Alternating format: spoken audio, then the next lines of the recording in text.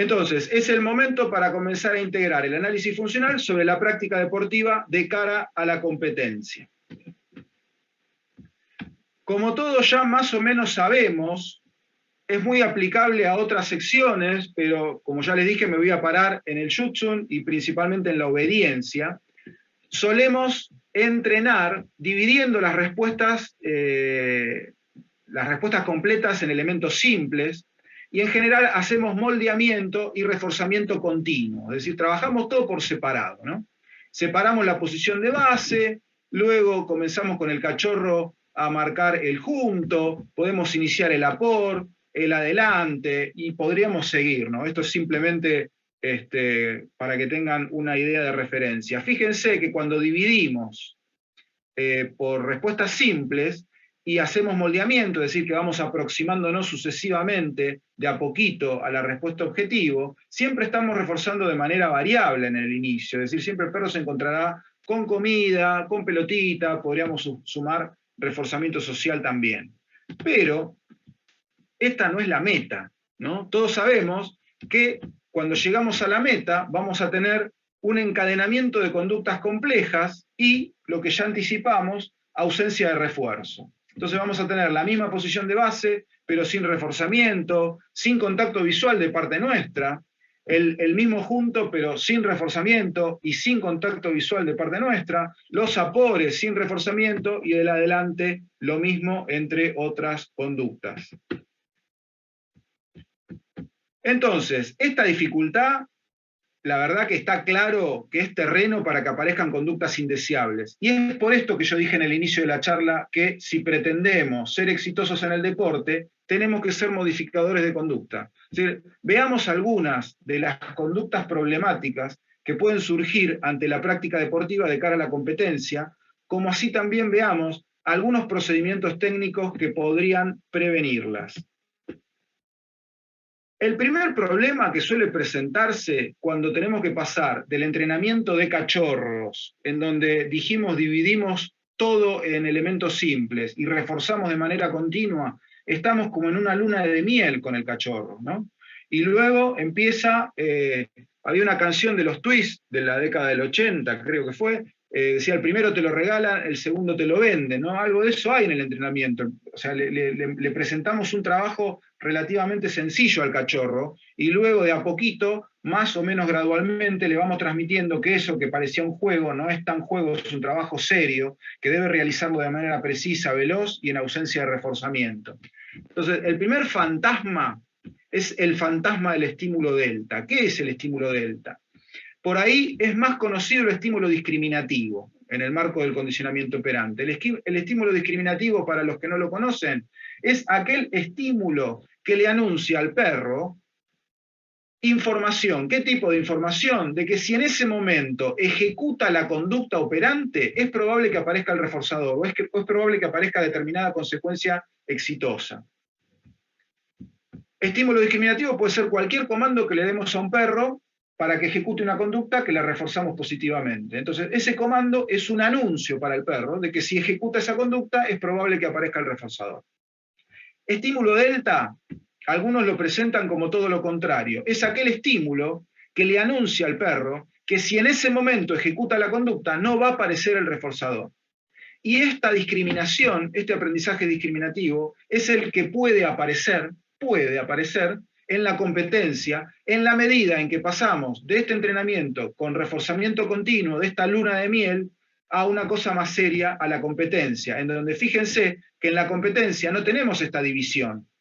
Ven que acá está sectorizado el trabajo. Acá tenemos la posición de base, el junto, las posiciones, el apor, un apor, el otro apor, el adelante, y podríamos seguir también con el down en distracción, como todo un encadenamiento de conductas que no van a obtener reforzamiento. Ahí está la dificultad, y el peligro es que el perro aprenda que los estímulos que recibe en la competencia, ahora vamos a poder meter zoom un poquito más en esto, para ver cómo se puede establecer esa discriminación y al mismo tiempo cómo se puede evitar se produzca, ¿no? El perro puede aprender a andar muy bien en los entrenamientos, estar para subirse al podio y no tener el mismo desempeño el día de la competencia. El fantasma del estímulo delta, si quisiéramos meterle un poquito de zoom y desgranarlo un poquito y analizarlo un poquito, hay mucho para decir, pero yo traté de identificar lo que nos puede servir más para los fines deportivos. En general, se asocia mucho esta discriminación de estímulos con estímulos discretos y externos, ¿no? Y visibles para el perro, y claros. Pero ojo, que a veces esta discriminación no se entiende demasiado cuando el perro en la competencia está recibiendo los mismos comandos que en el entrenamiento. Y los perros son grandes discriminadores, son muy buenos discriminando. Entonces, cuando digo que muy buenos discriminando, digo que son expertos. Un experto, el aprendizaje experto es aquel aprendizaje que nos permite discriminar entre, por ejemplo, un Honda Civic 2004 y un Honda Civic 2005, ¿sí? Para cualquier persona que no sea un experto, es un auto, ¿no? Pero para un experto dice, no, el Honda Civic 2005 viene con una bagueta acá o allá que lo diferencia. Entonces, esa mínima referencia puede servir para diferenciar un estímulo de otro y un programa de refuerzo de otro. Cuando nosotros identificamos un billete falso, si el billete no es muy obvio y está bien hecho, un billete falso bien hecho, solo los expertos pueden identificar que el billete es falso. Identificar algún estímulo en el billete falso no es otra cosa que identificar un estímulo delta que nos hace pensar que no vamos a obtener reforzamiento de ese billete, ¿sí? Y para identificar un billete falso que está bien hecho, nos tenemos que convertir en expertos y mirar muy bien determinada parte del billete, ¿sí? Entonces, ese aprendizaje se puede generar de manera burda, es muy fácil diferenciar una hormiga de un elefante, pero no es tan fácil diferenciar un billete falso, bien hecho, de un billete verdadero. Entonces, ojo con el aprendizaje discriminativo, porque he visto mucho perro, y probablemente ustedes recordarán varios, perros que uno no se explica cómo no puede llegar a tener el mismo desempeño en la competencia que en el entrenamiento. Muchas veces esos estímulos discriminativos ocurren en presencia de claves contextuales de fondo. Lo que es de fondo, ¿a qué se llama estímulos de fondo, claves contextuales de fondo? Es a todo lo que está en el contexto que no forma parte específica de nuestro foco atencional. Por ejemplo, si ustedes ahora están enfocándose en la pantalla, hay un montón de ruidos de fondo que son de fondo, justamente, por ejemplo, olores, algunos estímulos visuales, pero que están en la periferia. Todos esos son estímulos de fondo. Hay experimentos, por ejemplo, muchos experimentos con aves, con palomas y codornices específicamente, en donde le enseñaban a discriminar, no porque le cambien el estímulo discriminativo, por ejemplo, tenían que picotear en una tecla roja para obtener reforzamiento comestible, sino porque la ponían en una caja donde había un olor especial o una temperatura especial. Y esas diferencias entre olor y temperatura ya les permitían, esas eran las claves contextuales, ya les permitían a las palomas, a partir de muchos ensayos, identificar en qué caja recibían reforzamiento y en qué caja no. Entonces terminaban respondiendo en la caja que obtenían reforzamiento y no terminaban respondiendo en las cajas que no obtenían reforzamiento. Entonces, la idea de esta filmina es que graben el nivel de puntillosidad y de aprendizaje experto que puede tener el aprendizaje discriminativo. ¿Para qué? Para que puedan implementar lo que se llaman procedimientos de equivalencia, es decir, reproducir las condiciones de competencia lo más fiel posible a lo que va a ser en el día de la competencia. Una cosa más digo de la competencia, antes de entrar en esta filmina, muchas veces los perros pueden discriminar porque pasa un periodo de tiempo sin reforzamiento. Muchas veces los perros que se caen durante una competencia no se caen en el primer tramo de la competencia, se caen a medida que va pasando el tiempo y los perros empiezan a percibir que no cae reforzamiento. Y si no viene reforzamiento en un periodo de lapso determinado, por ejemplo en 40, 50 segundos, el perro ya empieza a asociar eso como un estímulo delta. Es decir, dice, yo voy a seguir trabajando y el reforzamiento no va a aparecer, ¿sí? ¿Por qué? Porque el perro está acostumbrado durante un entrenamiento a interactuar con el guía en un periodo de tiempo que en promedio es menor a 40 segundos. Entonces, si durante 40 segundos, por ponerles un ejemplo, el perro no recibe reforzamiento, ese mero pasaje del tiempo, aun cuando hayamos implementado un procedimiento de equivalencia, ya se convierte en un estímulo delta para que el perro discrimine y empiece a bajar en el nivel de ejecución, porque empieza a anticipar que no va a obtener reforzamiento. Otra de las variables que inciden en que nosotros podamos tener una mejor o peor ejecución, esto es bastante obvio, es la cantidad y calidad del reforzador, ¿sí? Acá podríamos diferenciar como calidad y cantidad un puñadito chiquitito de alimento balanceado, una porción más grande, y pollo en un puñado más chico o más grande, ¿sí? A medida que a un mismo nivel de motivación, el aprendizaje se favorece si estamos con un reforzador que es superior en cantidad y en calidad, con lo cual, salvando algunas excepciones, la lógica indicaría que reforzar con mucha cantidad y calidad va a ser bueno en la medida en que esta cantidad no altere la motivación del perro, porque si baja la motivación, el perro ya empieza a estar saciado de comida, obviamente que vamos a tener dificultades también. Acá también un poquito de letra chica para que vean cómo lo que decíamos al principio, si nos metemos no diversificados a nivel teórico, sino si nos metemos en toda la letra chica que tiene el condicionamiento operante, venimos creyendo que el condicionamiento operante se reduce a premiar a los perros, a castigarlo y a que eviten algunos estímulos y punto, y no tiene mucho más para ofrecer. El condicionamiento operante tiene mucho para ofrecer. El condicionamiento operante a veces se asocia con aquellos experimentos que se hacían con ratas y palomas en mitad de la década del siglo pasado, y esto no es así. Existen investigaciones actuales que siguen descubriendo nuevos fenómenos del condicionamiento operante, y este es uno de los fenómenos que no está tan difundido en el mundo del adiestramiento, los efectos de contraste.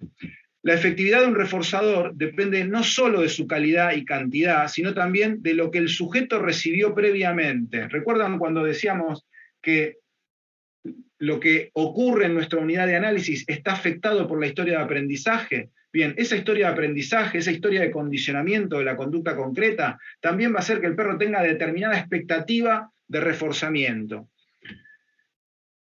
Y esa expectativa se va a contrastar con el reforzador real. El perro puede tener una expectativa de recibir un reforzador de 7 y yo le di un 8 o le di un 4. Y ahí se van a producir efectos de contraste. El efecto de contraste va a estar definido por una diferencia en mayor o menor medida entre la expectativa del animal y lo que efectivamente el animal encuentra como reforzador. Es lo que explica los efectos de contraste, porque supongamos que vamos a competir con un perro y nos dan 87 puntos y un guía sale contento y el otro guía sale triste, ¿no? O el mismo guía, un día con 87 puntos sale contento y al otro día triste. Y uno le pregunta, ¿por qué saliste contento? Y porque la verdad, que por cómo trabajó el perro yo creí que me iban a dar 70 puntos. Me dieron 87. Entonces ahí hubo un contraste positivo de 17, ¿sí? Ahora, si sale triste o enojado, dice, ¿por qué estás enojado? Y porque yo creí que el perro estaba para 95 y me dieron 87. Ahí tengo contraste negativo. Entonces, el contraste negativo lo que permite es identificar por qué un supuesto reforzador positivo o sorpresa no genera efecto de reforzamiento, sino que genera una depresión emocional, podríamos decir, en el perro. ¿Por qué? Porque el perro tenía una expectativa superior. Entonces, hablando en términos vagos, una gran recompensa es tratada como especialmente buena después del reforzamiento con una pequeña recompensa. Y a la inversa, una pequeña recompensa se considera especialmente mala después del reforzamiento con una gran recompensa. ¿Sí? Esto lo pueden ver en Domian, una de las referencias bibliográficas, Principios de Aprendizaje y Conducta. Acá les pongo un ejemplo. Si yo estoy No voy a reforzar con limón, pero imaginemos, yo estoy reforzando con limón, aquí el limón está mucho más contrastado, ¿sí?, que aquí. ¿Me siguen? Si yo estoy reforzando, imaginemos refuerzo positivo, de 1 a 10 en un nivel 3, y el perro ejecuta en un segundo ensayo la conducta y refuerzo en un nivel 3, y en el tercer ensayo refuerzo en un nivel 3, y en el cuarto ensayo refuerzo en 8, a la puta va a decir el perro. Acá hay un contraste negativo de 5. Acá va a responder muy bien en el 8. Acá voy a tener un incremento emocional. Ahora, si estoy en este otro caso, en donde vengo reforzando en 9, en el primer ensayo, en el segundo ensayo refuerzo en 9, en el tercer ensayo refuerzo en 9 y en el cuarto en 8, acá voy a tener un bajón motivacional. ¿Por qué? Porque la expectativa del perro era de un 9 y se encontró con un 8. Entonces, los efectos de contraste a la hora de entrenar a un perro, por ejemplo, en la previa de una competencia, puede ser una herramienta más que tengamos para lograr lo que yo planteé en el inicio de la charla, lograr que determinado perro, que por ahí le falta un golpe de hervor, que no es el perro ideal, pueda rendir un poquito más. Es como preparar ese auto para tocarlo aquí, tocarlo allá, y que no pase a ser una Ferrari si no es una Ferrari, pero que sí, dentro de lo que es, rinda lo mejor posible. Otro de los temas de condicionamiento operante de letra chica que no están tan difundidos es el llamado descuento por demora. Y esto lo vamos a retomar cuando, sobre el final de la charla, les aporte lo que para mí podría ser un programa de entrenamiento molar, es decir, cómo encadenar, cómo ensamblar todos los ejercicios. Por ahora lo van a entender a medias, van a entender la idea, pero después la vamos a aplicar. ¿Qué es el descuento por demora? Se sabe que los reforzadores se van devaluando, se van descontando a medida que se retrasan en la posibilidad de que el organismo tome contacto con el reforzador. Por ejemplo, si yo les pido a ustedes que den una conducta ahora y que yo les voy a dar 10.000 pesos, probablemente la mayoría de ustedes esté dispuesto a dar esa conducta para obtener 10.000 pesos acá en el momento. Les hago la transferencia. Me dan la conducta y les transfiero 10.000 pesos. La mayoría de ustedes probablemente estén de acuerdo y dispuestos y motivados, y estos 10.000 pesos cumplan la función de refuerzo. Ahora bien, si yo les digo a ustedes, denme la misma conducta, ¿sí? Pero acá les doy un anuncio, les digo que les voy a dar los 10.000 pesos, pero se los voy a dar en 5 años, ¿sí? Con ajuste de intereses, lo que quieran, ¿eh? O sea, eso no se devalúa por una cuestión de inflacionaria. Le voy a dar estos 10.000 pesos en 5 años. Bueno, probablemente haya muchos de ustedes, no todos, que ya no estén tan dispuestos en dar la conducta. ¿Por qué? Porque es el mismo reforzador demorado. Todos sabemos que el refuerzo secundario nos permite demorar hasta cierto punto el reforzador, ¿sí? Pero esa demora tenemos que saber, ya tenemos que saber, que esa demora va a descontar el valor del refuerzo. Cuando digo descontar el valor del refuerzo, digo que va a reducirse en calidad, ¿sí?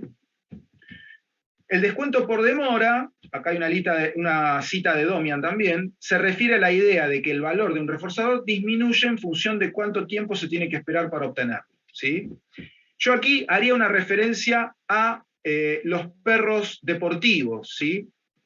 Muchas veces nosotros podríamos pensar que una alternativa para que este descuento por demora se reduzca podría ser tener una especie de adicto, ¿no? Si yo tengo una especie de adicto, yo podría pedir una respuesta muy costosa, prometerle y tenerlo ahí como en vilo de la respuesta, porque está como muy atado al reforzador. Si está muy atado al reforzador, hay un montón de fenómenos que vamos a ver ahora de inmediato, que no se van a presentar o se van a presentar de manera menos marcada, ¿sí? Ahora va a quedar un poquito más claro de inmediato. Vamos a referirnos, para que quede claro esto último, a lo que es otro de los temas que tampoco está muy difundido en el marco del condicionamiento operante. Fíjense todo lo que da, y no deja de ser una síntesis lo que hice, el condicionamiento operante y todas son cosas que podemos utilizar para entrenar perros. ¿Qué es la elasticidad de la demanda? Pensémoslo en humanos, porque nos va a resultar más fácil familiarizarnos con el fenómeno. La elasticidad de la demanda es el grado en el que los precios influyen en el consumo. Si yo digo, bueno, me gusta esa camisa, ¿cuánto vale? 1.000 pesos, me la compro.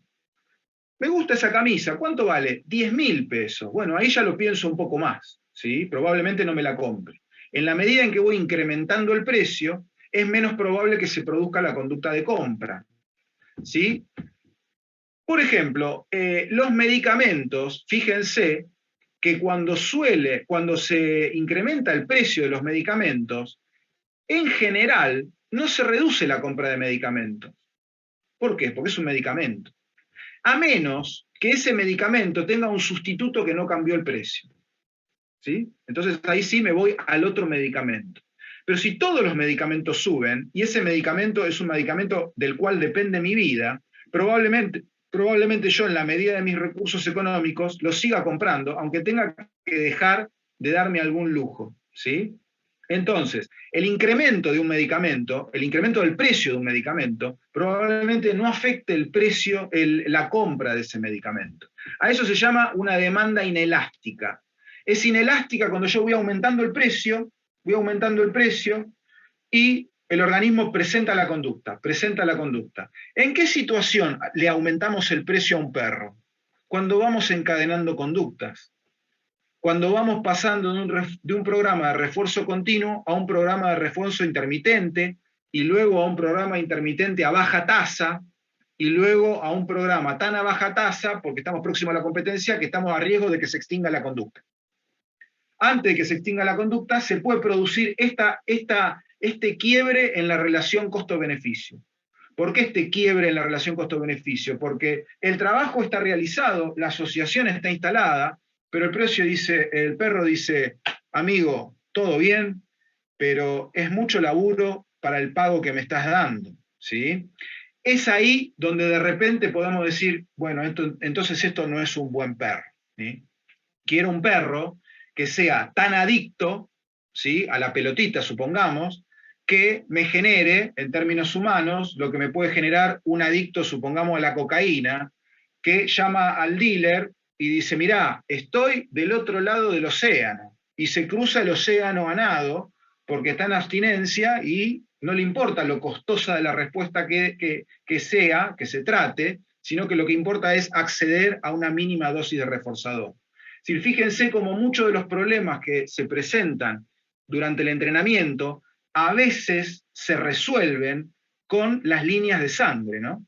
Si generamos líneas de sangre de perros adictos a las pelotas, muchas veces estos problemas que se presentan en la preparación no se presentan tanto, ¿sí? Entonces, habrá muchos que dicen, pero yo no tuve ese problema de elasticidad de la demanda, yo le empecé a quitar reforzamiento y el perro sigue arriba, sigue arriba, sigue arriba, sigue arriba. Bueno, entonces el tema es que para ese perro esa pelota es medicamento, ¿no? Yo le estoy quitando el reforzador y el perro está tan dependiente de esa pelota que no le importa que tenga que dar una respuesta más costosa, no le importa que yo le incremente el costo de la conducta, no le importa que en lugar de un sentado y 10 metros le junto, ahora le pida 7, 8 minutos de obediencia a velocidad, el perro las va a dar igual. ¿Por qué? Porque es un adicto a la pelota, porque es un buen perro, decimos, y está en condiciones de que se le retire el reforzador sin que descienda el desempeño. El tema es que no en todos los casos ocurre eso. A lo que yo quiero llegar es a que cuando se presentan estos problemas, digamos, la única salida es sumar estimulación aversiva o cambiar de perro. No tenemos algún margen simplemente. No digo que vamos a lograr una Ferrari cuando tenemos un karting a motor. No digo eso. Lo que digo es que podemos profundizar un poco más puntualmente en lo que nos da la psicología del aprendizaje para tener más herramientas y poder optimizar aquellos perros que no llegan a ser Ferraris. ¿Cuándo podemos en humanos pensar en un bien que sea elástico? Cuando incrementamos el precio y desciende la compra. Por ejemplo, en perfumes, cualquier artículo de lujo. Cada vez que tenemos problemas económicos, lo que hacemos es limitar los artículos de lujo. En cuanto aumentan, ya ahí limitamos la compra. Y dedicamos nuestra economía, nuestros recursos, a los bienes inelásticos, ¿sí? Entonces, estas relaciones de costo-beneficio, de elasticidad de la demanda, se presentan mucho en el entrenamiento, cuando pasamos de la luna de miel, con el cachorro, en donde hay reforzamiento continuo, a la competencia, donde hay encadenamiento de conductas y ausencia de reforzadores. Una de las intervenciones que nos podrían también resolver algunos problemas, ¿sí?, en esta relación costo-beneficio, es que haya lo que se llama un programa de razón progresiva. Los programas de razón están relacionados con los programas de reforzamiento. ¿Qué es un programa de reforzamiento para los que no lo saben? Es cómo voy administrando yo como guía el acceso del perro a los reforzadores a lo largo de todo el proceso de aprendizaje. ¿Cuándo voy a decidir que el perro coma en el rastro? ¿Cada cuántos pasos le pongo comida? ¿Cada cuántos ladridos le doy la manga con el figurante? ¿Cada cuántos metros de junto refuerzo? Es decir, ¿cuánto precio le pido al perro? ¿Cuánto costo de respuesta? Y yo podría poner al perro en un programa de razón progresiva, en donde cada vez me tiene que dar una conducta superior, ¿sí? Cada vez me tiene que dar una conducta más costosa. Pero no es mala idea que esa conducta más costosa sea concordante con el reforzador que le damos. Si hablamos de que la cantidad y la calidad de reforzamiento inciden en la ejecución, no es incoherente, es decir, es recomendable que establezcamos una concordancia entre el costo de respuesta, es decir, el esfuerzo que tuvo el perro que darnos en la respuesta, y el reforzador que obtuvo, tal como ocurre en cualquier trabajo, condicionamiento operante, ¿no? Es decir, nuestro trabajo es recompensado en función del esfuerzo. A mayor esfuerzo queremos cobrar más, a menor esfuerzo cobramos menos. Entonces, podría en líneas generales establecerse 3 niveles de costo de respuesta y 3 niveles de reforzador. Puede haber un reforzador nivel bajo, un reforzador intermedio y un reforzador alto, ¿sí? Ahora va a quedar más claro también, esta es otra de las cosas que va a quedar más claro sobre el final, cuando veamos cuál es el diseño de entrenamiento al cual yo llegué en esos 11 años que estuve desarrollando el deporte, y que luego vi que no se habla tanto a nivel ensamble, cómo ensamblamos todo, ¿no? Entonces dejamos todo librado a tener un super perro, pero si no tenemos ese super perro, por ahí estas cosas no vienen bien aprenderlas, porque es más fácil el ensamble. Comenzamos ahora entonces en la tercera y última parte, que es, a mi modo de ver, la que les puede interesar más, pero que no podía darla como una única parte porque no se iba a saber de dónde venían las cosas, ¿sí? Lo que llamamos el armado y el ensamble. Entonces, este gráfico ya lo vimos. El objetivo del diseño de entrenamiento que quiero ofrecerles, que veremos a continuación, es prevenir las potenciales conductas problemáticas que acabamos de mencionar. Por ejemplo, el estímulo delta, por ejemplo, el quiebre en la relación costo-beneficio, minimizando la aplicación de estimulación aversiva y la tasa de abandono, que creo que son las dos grandes intervenciones que los adiestradores deportivos implementan a la hora de encontrarse con dificultades. Entonces, ahora voy de lleno a lo que para mí es el diseño de entrenamiento, que les aclaro, está para que lo critiquen, que lo reveamos. Esto se puede mejorar, es simplemente hasta dónde llegué yo en la posibilidad de pensar el ensamble, ¿no? Volvamos a pararnos como base en parte de lo que vimos en el análisis funcional, ¿sí? Dijimos que la conducta es un flujo continuo, ¿no? En ese flujo continuo, que es V corta C, vida cotidiana, acá tienen las letritas para que se orienten. Es decir, el perro viene en vida cotidiana, viene haciendo su vida. Luego también podríamos hablar qué se entiende por vida cotidiana. Es un perro que está excluido, que juega con otros perros, qué tanto acceso a reforzadores tiene. Eso es otra discusión. Pero el perro viene haciendo vida cotidiana. Para algunos perros deportivos la vida cotidiana es estar dentro de un canil. Para otros perros deportivos la vida cotidiana es tener una vida más o menos como la de cualquier otro perro.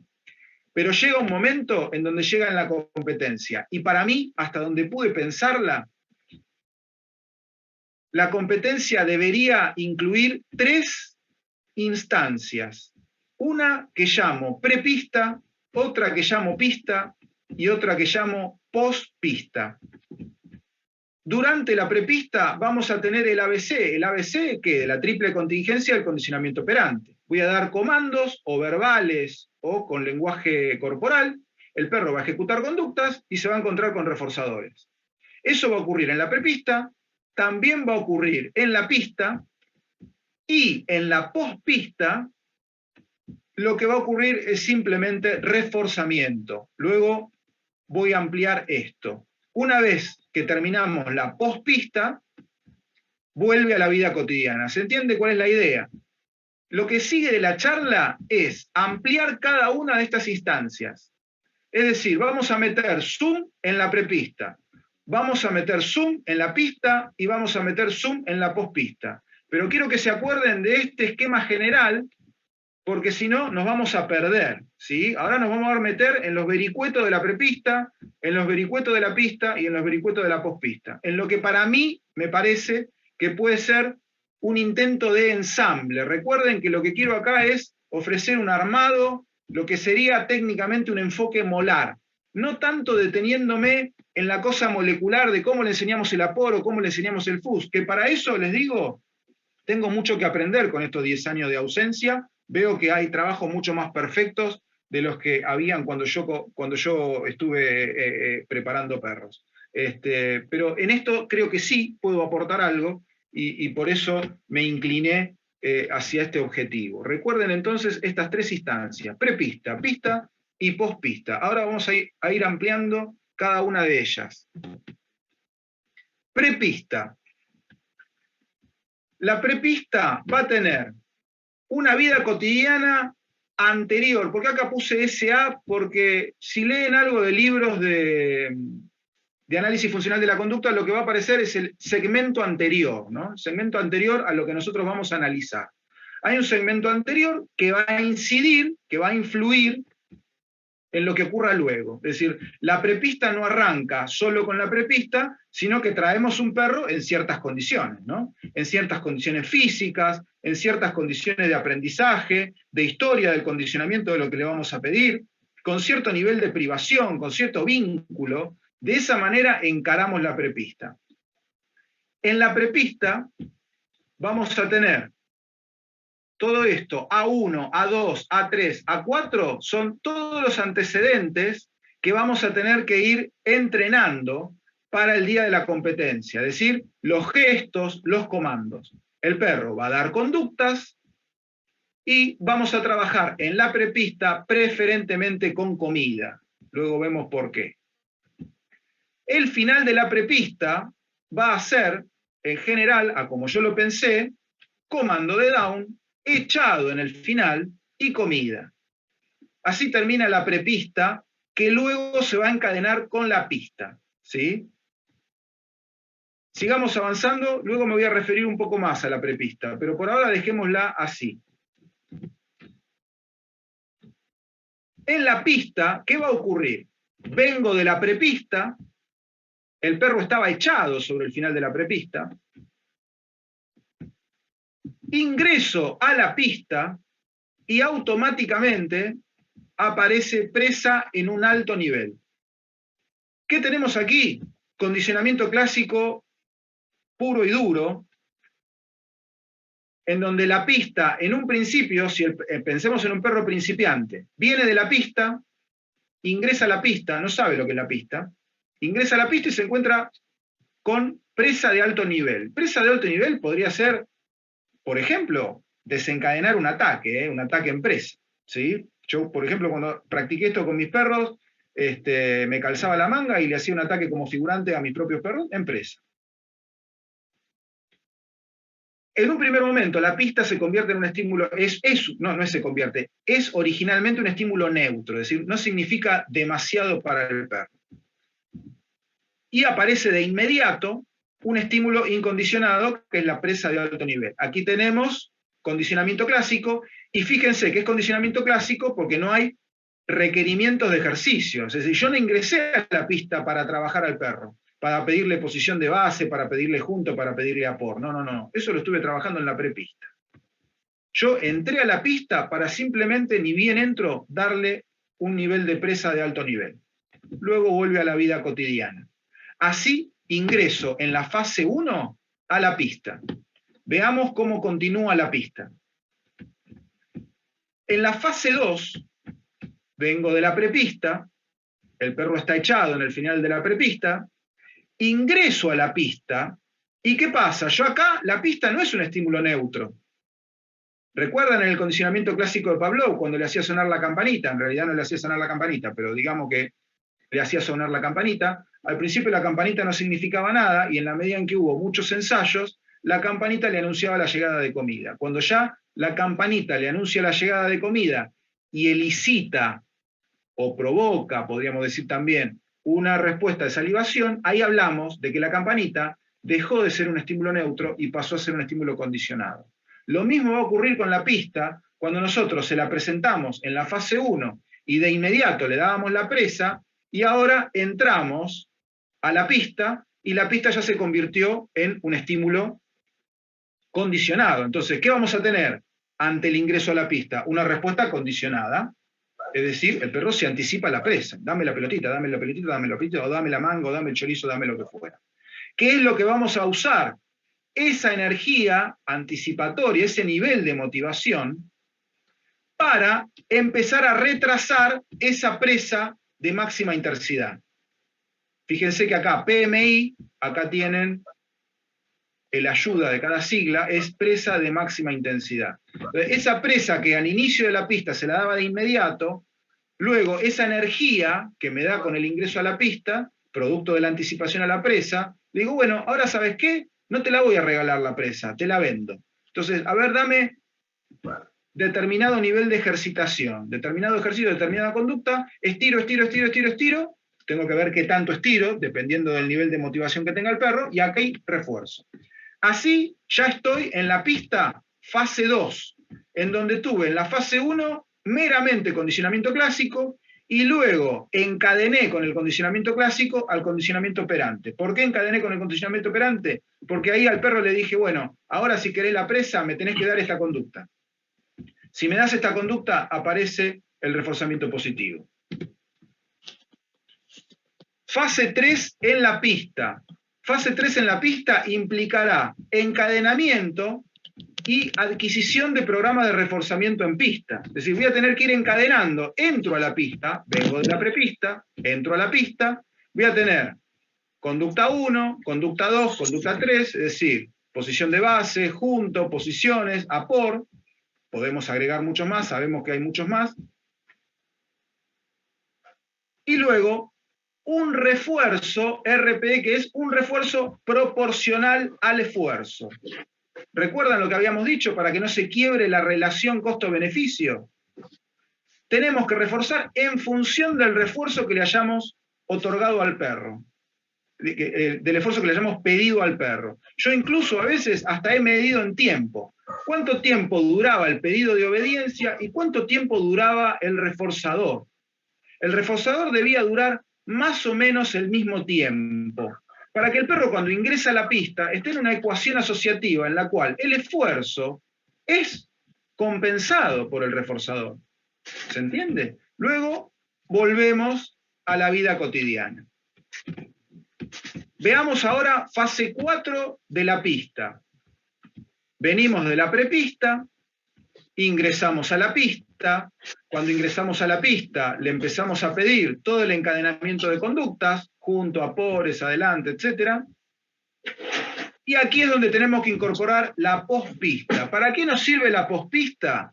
Para empezar a entrenar un delay en el reforzamiento entre el reforzamiento inmediato de la pista y el reforzamiento con delay fuera de la pista. ¿Para qué nos sirve? para que la ausencia de reforzamiento en la pista, asociativamente para el perro, no signifique ausencia de reforzamiento.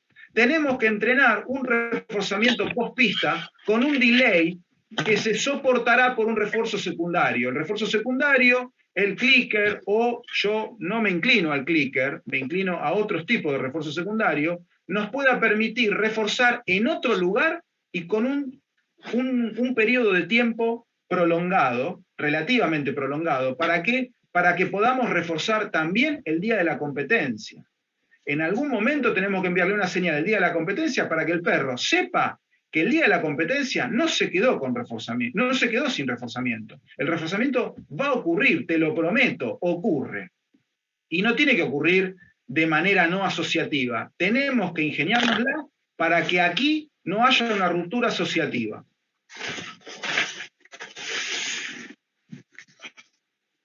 Entonces, aquí es donde estamos con el refuerzo secundario, pudiendo acceder a un reforzador proporcional al esfuerzo. Entonces, ¿cómo nos queda la secuencia? Prepista, pista y pospista.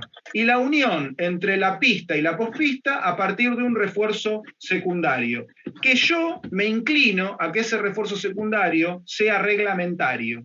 Por ejemplo, algo que podamos hacer en pista. Ponerle una correa cuando terminó la secuencia, decirle algo al perro, algún anuncio que no sea castigado reglamentariamente y que eso en la interna entre el perro y el guía signifique que con posterioridad a la pista se va a encontrar con el reforzador proporcional al esfuerzo, que si competimos debe ser un reforzador muy intenso. Seguro que todo esto no es necesario hacer con todos los perros, pero nuevamente, cuando tenemos una Ferrari que funciona a la perfección, bueno, hay muchas cosas, muchos lujos que nos podemos dar. Si tenemos en el equipo a Messi o Maradona, bueno, hay muchos lujos que nos podemos dar, pero cuando no tenemos a Messi y Maradona es cuando el aspecto técnico y el armado del equipo y la estrategia táctica empieza a ser más importante. ¿Te puedo hacer una pregunta, Gustavo? Sí, Juan te habla. Yo al principio de la charla estabas hablando de los reforzadores y demás. Yo ahí planteé una pregunta, no sé si tendrá algo que ver con esto que acabas de describir. Reiser dice que un ejercicio es el reforzador del anterior, o el ejercicio por el cual estás transitando va a tener reforzador en el siguiente ejercicio. ¿Tiene algo que ver con lo que estás planteando? Totalmente tiene que ver, porque una cosa sobre la cual no me metí, me voy a meter ahora, pero medio periféricamente, en lo que viene. Estamos en el 80-90% de la charla, queda muy poco, así que después me gustaría ampliar con preguntas y que haya algún intercambio. Perdón que me acabo de dar cuenta que hay un chat de 5 preguntas, pero no miré el chat, así que, bueno, eso se me escapó. Tiene que ver porque una de las cosas con las cuales no me metí es que cuando hablamos de la triple contingencia del condicionamiento operante, ¿a qué nos estamos refiriendo? Nos estamos refiriendo a que hay un estímulo, que ahí lo llamamos estímulo discriminativo, por ejemplo, nuestro lenguaje corporal y nuestros comandos, los que nos permite el reglamento, son, en términos de condicionamiento operante, estímulos discriminativos, que le anuncian al perro que si ejecuta la conducta es probable que aparezca el reforzador, pero en realidad cuando se produce el encadenamiento, en el encadenamiento, dependiendo de dónde nos paremos a analizar, vamos a tener estímulos discriminativos que pueden ser conducta o que pueden ser reforzadores. Ahí se complejiza mucho porque empieza a haber entrecruzamientos, es decir, cada elemento de la cadena cumple muchas funciones. Entonces, una conducta puede convertirse en conducta, es conducta, pero al mismo tiempo es estímulo discriminativo de la conducta siguiente, ¿sí? Y es reforzador de la conducta anterior. Cuando yo, bueno, no somos probablemente todos argentinos, pero cuando yo quiero ir a la costa, a Mar del Plata, supongamos, tengo una distancia de unos 450 kilómetros, supongamos. Cuando yo llego a Chascomús, que es más o menos un 40% del recorrido, un 30% por ahí, yo logré algo, obtuve reforzamiento por llegar a Chascomús. Bueno, llegué a Chascomús, ¿no? Chascomús puede ser considerado, llegar a Chascomús puede ser considerado reforzamiento de todo el recorrido anterior, ¿sí? Puede ser considerada una conducta que a su vez va a ser reforzada por lo que viene, ¿sí? O puede ser considerado un estímulo discriminativo también. Entonces, dependiendo del análisis que hagamos, es la función que va a cumplir cada uno de los elementos de la cadena. Entonces, una conducta puede ser reforzamiento de la anterior y al mismo tiempo estímulo discriminativo de la que sigue, ¿sí? Entonces sí, estamos hablando de eso. No sé si respondí la pregunta. Sí, totalmente. Y Bien. mientras estabas hablando, estaba recordando alguna circunstancia con el perro que tengo ahora, que es, como vos dijiste, yo diría que es un buen perro, es más que un buen perro, pero a veces pienso que me supera un poco justamente por la intensidad de los instintos que tiene. Pero yo le planteo un poco lo que vos estás comentando y voy viendo que las conductas se van realizando. Igual, de todas maneras, tengo algunas cuestiones que tengo que ir regulando, pero estoy totalmente de acuerdo con la respuesta, sí, por supuesto. Con respecto a lo que vos comentás con el perro, que yo ya te lo escuché en algún chat en el grupo, Sí. muchas veces cuando pensamos que en la competencia vamos a retirar reforzadores, estamos queriendo evitar que el perro baje, ¿no? Pero muchas veces tenemos un perro que debe bajar porque está demasiado alto. Sabemos que el nivel motivacional, ahora se puso de moda hablar del nivel emocional, de las emociones del perro, pero es difícil establecer las diferencias. Antes se hablaba de drive, creo que son distintas palabras que se refieren a lo mismo. Yo creo que es el estado anímico del perro, cómo se muestra el perro desde su estado anímico.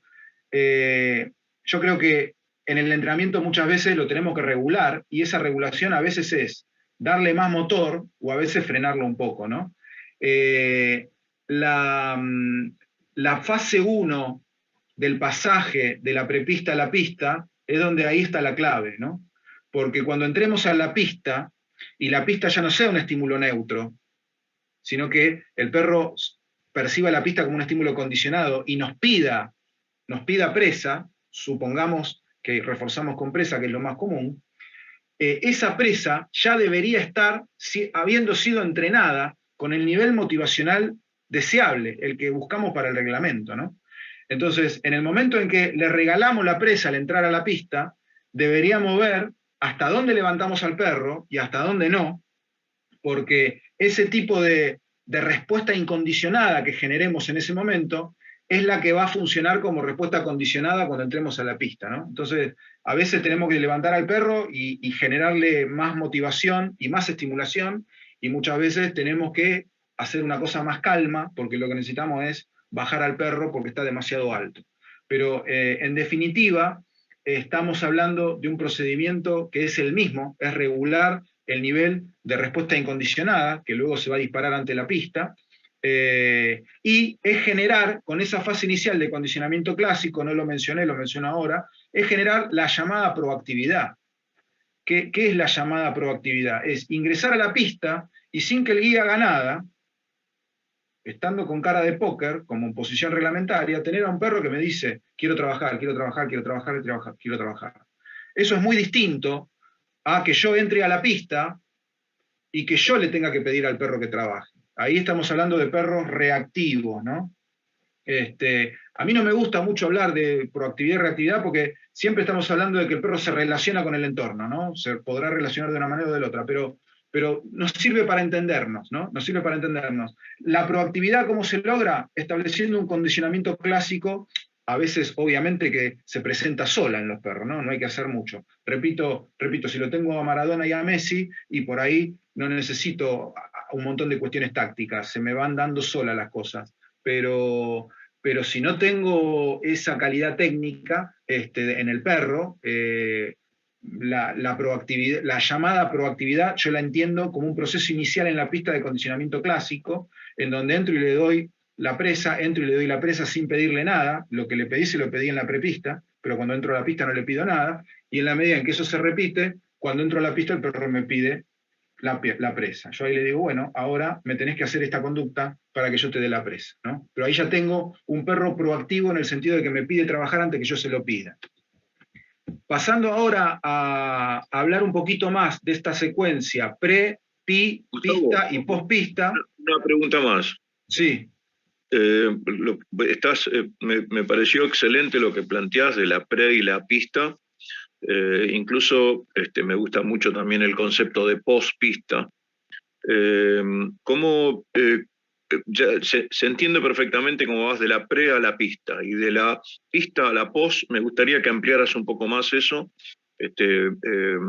A mí no me quedó muy claro, pero si bien lo entendí, pero me quedó ahí una pequeña duda que me gustaría que me lo aclararas. Bien, doy una respuesta rápida porque lo voy a ampliar ahora de inmediato. Pero la respuesta rápida sería que recién le presento la post-pista cuando encadené por lo menos algunas veces todo el esquema que tengo que presentar en la competencia en la pista.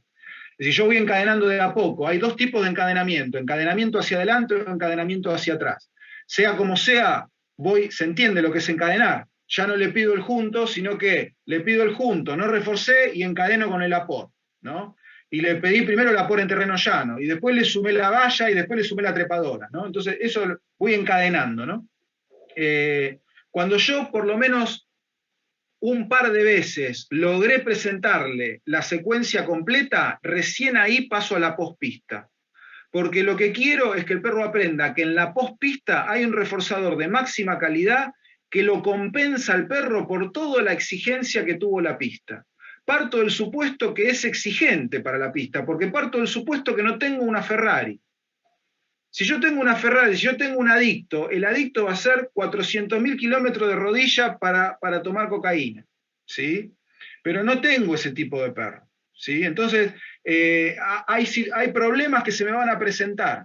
Y cuando se me presentan esos problemas, yo tengo hasta cierto punto, esto no es magia, pero hasta cierto punto, tengo la posibilidad de optimizar ese funcionamiento, cuando el perro no me está ayudando demasiado. Entonces, yo tengo un alto riesgo, cuando digo yo digo todos tenemos un alto riesgo de no tener el super perro y que cuando llegamos a la competencia, por retirarle sistemáticamente los reforzadores, se nos vaya apagando el perro, hablando en términos bien vulgares. Se extinguen las relaciones de contingencia entre la conducta y los reforzadores, y por lo tanto desciende el desempeño. Entonces, tenemos perros que andan bastante bien en el entrenamiento y el día de la competencia es un cambio más abajo. Luego retoman el entrenamiento, el día de la competencia, otro cambio más abajo. Y a medida que pasa por situaciones de competencia que le permiten discriminar que no va a haber reforzamiento, cada vez anda peor. Hasta que al final termina siendo un problema que, ¿cómo lo resolvemos? Estoy generalizando y armando estadísticas y hay un montón de ustedes que estoy seguro que no entran dentro de lo que yo estoy planteando. Pero en general y estadísticamente yo creo que se empiezan a apretar a los perros, cuando digo apretar es a meter estimulación aversiva y a cambiar de perro. Digo, bueno, este no es el perro, empiezo de vuelta, ¿no? O a veces asumir que uno se mandó algunas cagadas técnicas y no es posible remontar el barrilete, no es posible revertir el aprendizaje, ¿no? Entonces, Gustavo, sí. Discúlpame, ¿qué tal? Buenas noches, Walter es mi nombre. Buenas noches. Cargar la pista, ¿no? De condicionar, de convertirlo en un estímulo neutro en un estímulo condicionado. Sí. A ver si lo entendí bien y si no, corregime, por favor. La secuencia sería, por ejemplo, vos haces la prepista, vas a la pista, pum, le das la manga. O sea, sin pedirle nada al perro, lo dejás que vaya a buscar lo que más quiere. Exactamente. Eso lo haces varias veces para condicionar ese espacio que es donde el perro va a competir. Exacto. Ahora, vos después vas agregando eslabones, me refiero, por ejemplo, hoy, o sea, esta semana te pago por entrar a la pista con esa energía. Pero la semana que viene ya te voy a pedir 30 pasos de fus y te doy la manga. Y después te pido 50 pasos de fus más un sentado y te doy la manga. O sea, vas alargando la llegada de ese refuerzo que tanto quiere y vas consiguiendo expectativa de parte del perro. Exactamente, es eso exactamente lo que hago. Con el agregado que en la medida en que yo le voy pidiendo cada vez más, la paga, el reforzador, siempre es proporcional al esfuerzo. Tal como si le pagaras a un empleado por hora. Terminó el día de trabajo, bueno, hoy trabajaste 4 horas, acá tenés tus 4 horas. Hoy trabajaste 8 horas, acá tenés el doble. Entonces, tiene que haber una proporción entre el costo de respuesta, entre el esfuerzo y el reforzador. ¿Por qué? Porque no en todos los perros, pero en algunos casos se puede quebrar esa relación costo-beneficio que tiene el condicionamiento operante, la elasticidad de la demanda, que es que el perro te diga, mirá, yo ya sé que me vas a reforzar, pero ¿sabés qué pasa? Cada vez me estás haciendo laburar más, por la misma paga. Y entonces, por hay ejemplo, momentos donde te va a decir, quedate vos con la pelotita. Obviamente, si es un buen perro, no va a ocurrir eso, o va a ocurrir en una menor medida, ¿no?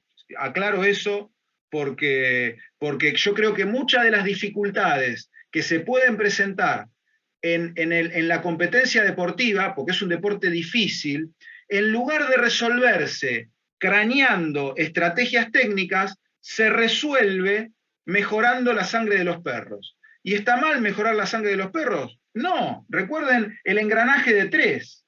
Es algo que necesitamos. Está bueno que aparezcan perros que respondan de manera inelástica ante la demanda. Está bien, porque nos sirve para el deporte y sirve para un montón de aplicaciones funcionales del adiestramiento. Recordemos que no necesariamente los perros se adiestran para un deporte, ¿sí? Entonces, está bueno para el adiestramiento que un perro tolere la retirada del reforzador y sostenga la conducta. Entonces, cuando tenemos ese tipo de perro, muchas de las cosas que yo estoy explicando no son necesarias. La pregunta es, ¿son todos los perros así? ¿Son todos Ferrari? ¿Cuántos de nosotros tuvo la sensación de empezar a retirar reforzadores porque estaba preparando para la competencia y ver que el perro alternaba la mirada, nos sacaba el foco, se nos desinflaba, perdía motivación? Es bastante feo sentirlo, ¿no? Principalmente cuando uno a veces el recambio de perro no lo tiene tan fácil. Lo que estoy tratando es de acercarles algunas estrategias que a mí me han dado resultado y que las derivé de la fundamentación teórica, porque simplemente fue leer y decir, uy, esto me puede servir para acá, para allá, y bueno, todo eso en el marco de lo que decía al principio, ¿no? Fíjense si estamos enfocándonos en la teoría, porque esta teoría nos aporta cosas concretas para aplicar al entrenamiento. En cambio, cuando hablamos a veces de manera así diversificada, de un montón de conceptos que no sabemos con qué se comen a la hora de pararnos frente a un perro, yo la pregunta que me hago es, si somos adiestradores y no somos teóricos de vocación, ¿por qué no vamos a donde nos da resultado? ¿Por qué no nos enfocamos en lo que verdaderamente le podemos sacar utilidad, ¿no? Estoy volviendo un poco al inicio de la charla para que se vaya entendiendo la lógica, ¿no? La lógica que le quise dar. Pero bueno, ahora si me permiten, van a quedar algunas cosas más claras cuando ahora pueda explayarme un poco más en esto de la prepista, la pista y la postpista. Acá tengo una primera aproximación y le pego una vueltita más de tuerca y ahí cerramos la charla y sigo con las preguntas. La prepista yo la pienso como el laboratorio. Es el laboratorio en el cual enseñamos conductas, y acá es algo importante, que aún no están adquiridas. En la prepista enseño conductas que aún no están adquiridas, por lo menos completamente. Entiendo que una conducta no está adquirida cuando el perro no la ejecuta correctamente, es decir, que puede estar parcialmente adquirida, ¿sí? Puede faltar prolijidad, puede faltar un montón de cuestiones, pero están o no adquiridas o parcialmente adquiridas. Eso es lo que yo voy a entrenar en la prepista. La pista va a ser el lugar en el que encadenamos todas las conductas que ya están adquiridas. Ahora vamos a ver por qué hago esta diferencia.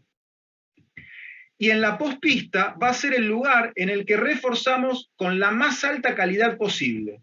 Ahora voy a ampliar un poco más cada uno de estas tres dimensiones, o de estos 3 espacios. La prepista, ampliemos la prepista. ¿Qué haremos en la prepista? como ya dijimos, es el laboratorio en el cual enseñamos conductas que aún no están adquiridas completamente. En estas conductas enseñamos además toda la precisión que nos exija el reglamento. Es decir, tenemos que ir llevando al perro con aproximaciones sucesivas o desde el inicio a un nivel de ejecución en donde no nos bajen puntos. ¿Sí? El inicio, esto como idea general, ¿no? El inicio de la prepista, debemos recordar que el segmento anterior, ¿recuerdan en ese flujo continuo que dijimos, la prepista no nace de la nada, venimos de un segmento anterior? El segmento anterior es la vida cotidiana del perro. Bueno, debemos recordar que en el segmento anterior, o mejor dicho, que el segmento anterior influirá en el desarrollo de este segmento. Este segmento es, en este caso, la prepista. Entonces, tenemos que, y eso sería motivo de otro análisis, ¿qué hacemos en el segmento anterior para que el perro llegue a la prepista en buenas condiciones? Durante la prepista, es decir, el desarrollo de la prepista debería discriminarse fácilmente de la pista por los siguientes factores. Es decir, le tenemos que enviar un mensaje claro, la prepista es distinta. El perro se tiene que enterar que es otra cosa. ¿Y por qué es otra cosa? Porque es en otro lugar. En principio la prepista es en otro lugar. Puede ser pegado a la pista, en un lugar más chiquitito, en otro momento, es decir, es antes de la pista. Acá ya tenemos dos factores que le permiten al perro discriminarla claramente. Generalmente utilizamos comida. ¿Por qué? Porque la comida en el inicio nos permite dar más precisión, nos permite regular más ese estado emocional y que el perro no pase de 0 a 100. ¿No? Cuando aparece la presa, el perro genera una respuesta ante la presa que muchas veces es incompatible o dificultoso de producir precisiones en la ejecución motora. Entonces, la comida me parece que es mejor reforzador para la prepista. Y en un nivel motivacional más bajo que el que va a tener en la pista. Es decir, necesitamos al perro motivado, queriendo llegar a la comida, pero relativamente moderado en cuanto a la motivación, no enloquecido. ¿Por qué? Porque lo que necesitamos es generar aprendizaje y precisión. Si existiera cierto nivel de estimulación aversiva, es decir, si aparte de llevarlo, por ejemplo, con luring, hubiera algún tipo de estimulación aversiva, debería quedar asociado en principio a este espacio. Yo soy de la idea de evitar todo lo que se pueda la estimulación aversiva, principalmente en cuestiones deportivas. Pero si hubiera algún tipo de estimulación aversiva, debería quedar asociado en principio a este espacio.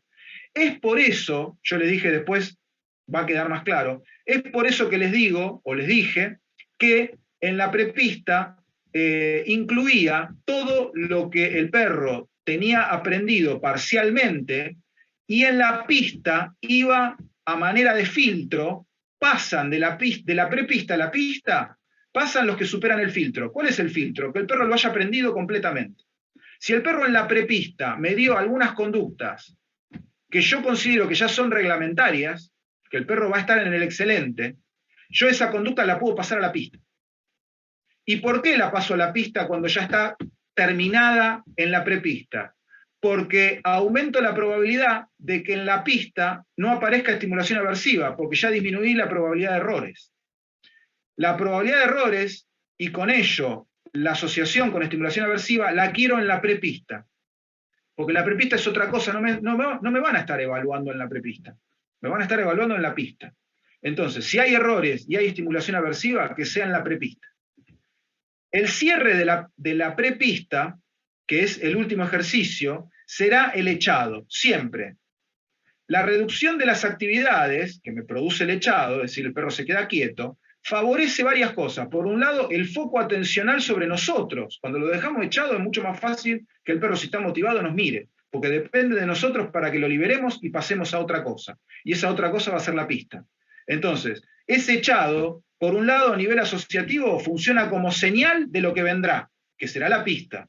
Por otro lado, a nivel de variable disposicional, es decir, a nivel de estado físico, me lo preserva el perro, porque no está dando conductas, es decir, está cargando pilas, hablando vulgarmente, en lugar de cansarse. Entonces, teniendo al perro echado, por eso finalizo la prepista con el echado. Muchas veces en la competencia uno no puede manejar mucho los tiempos, ¿no? Porque está esperando a ver cuando termina este perro, el otro, que pase uno, que pase el otro. Entonces, bueno, tengo el perro ahí echado en la prepista. Hice lo que tenía que hacer y lo dejé en la prepista echado.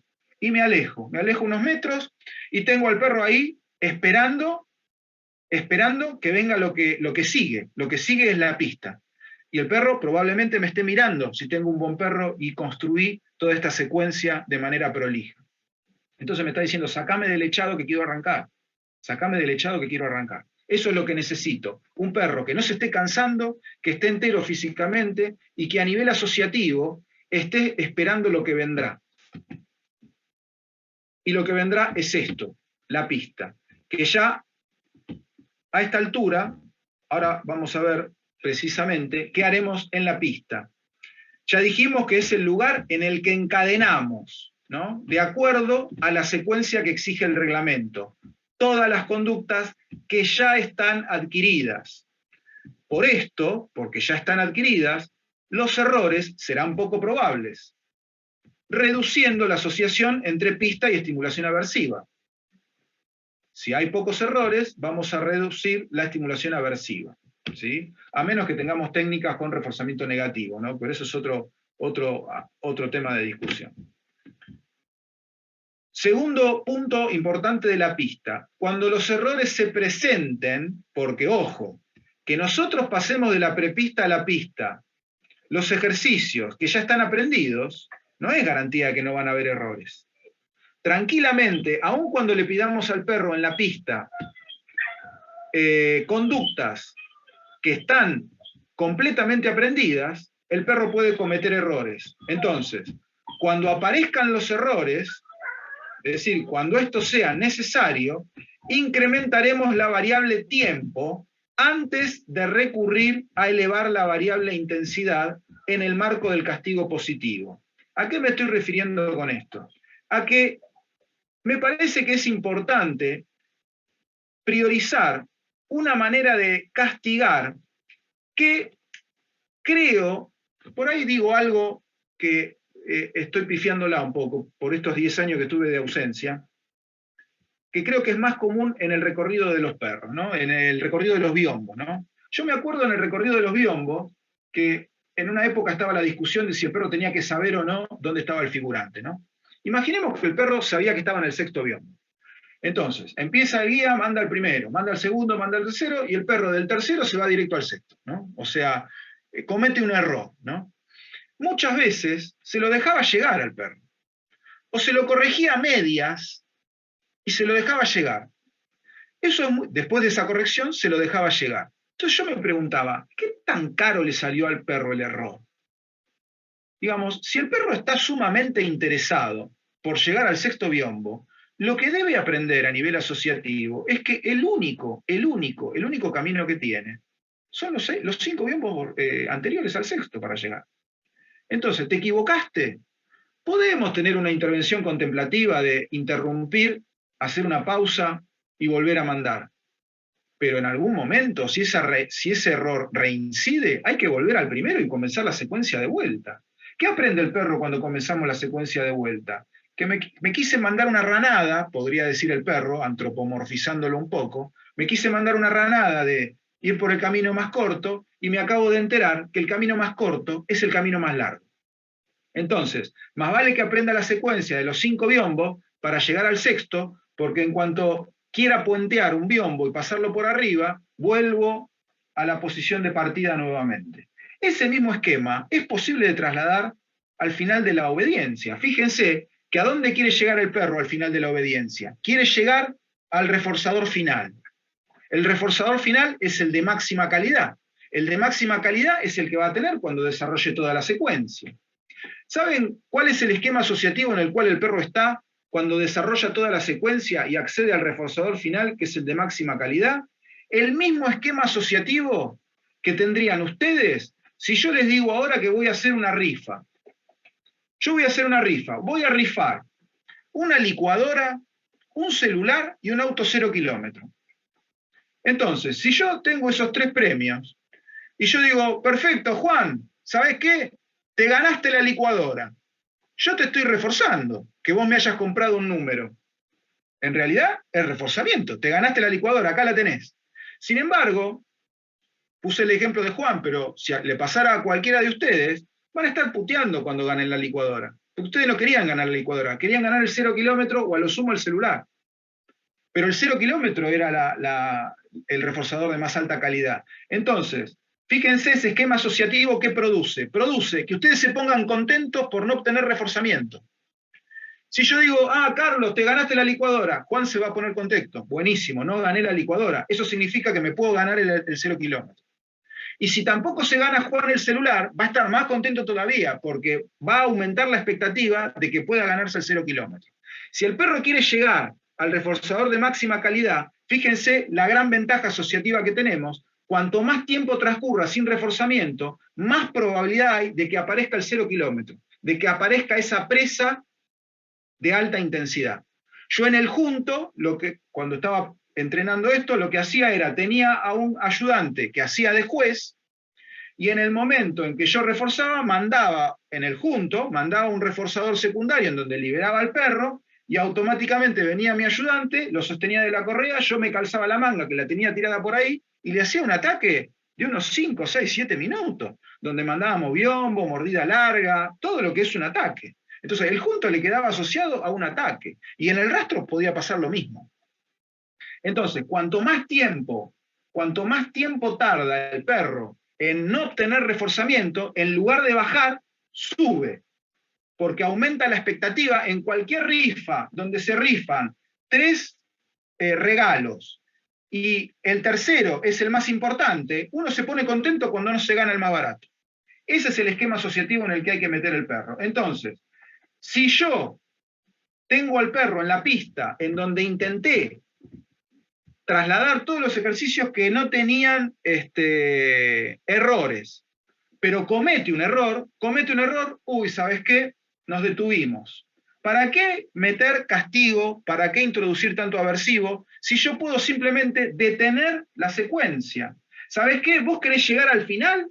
Bueno, ahora, por este error que cometiste, hay una pausa. Vuelve a presentarse este error, volvemos al punto de partida. Porque la secuencia, para que vos accedas al reforzador de alta calidad, tiene que ser ejecutada en un nivel que establezcamos que esté cerca del excelente. Solo así debe conseguir el reforzador de máxima calidad.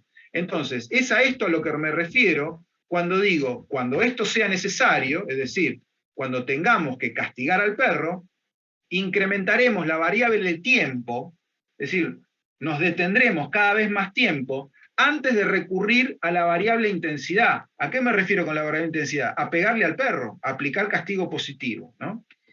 Por ejemplo, inicialmente detendremos la continuación de la secuencia 10 segundos, luego 20, o si fuera necesario, en caso que reincida el error, volviendo a empezar.